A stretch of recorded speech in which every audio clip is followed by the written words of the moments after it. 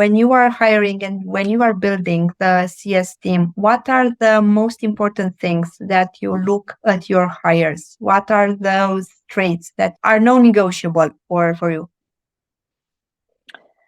So again, there's a little bit of like variability, but the first thing is somebody that is engaged. So I look for people that are engaged in our interview process. Okay, so what does that mean? They're showing up with having done some research. They've maybe looked at some data about us as a company. They've done their homework.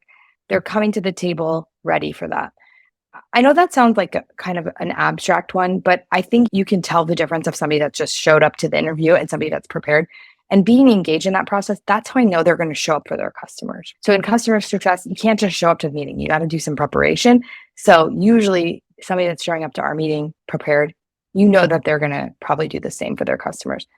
Next one is being data driven.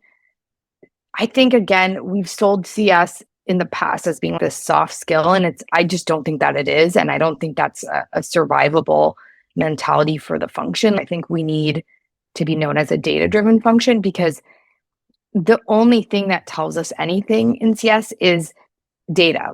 The conversation, customer can say all kinds of nice things, but the data is really going to be important to understand what their behaviors are and how well they're doing. So your CSM has to live it, learn it, love it. If you don't, it's probably not the best field for you, to be frank. Yeah, I think you have to be data focused. And then the last thing is, I think some experience with ambiguity or some experience with customer facing work. So I say that's my looser, more vague part. But so in my past company, we actually recognize, I worked at an insurtech.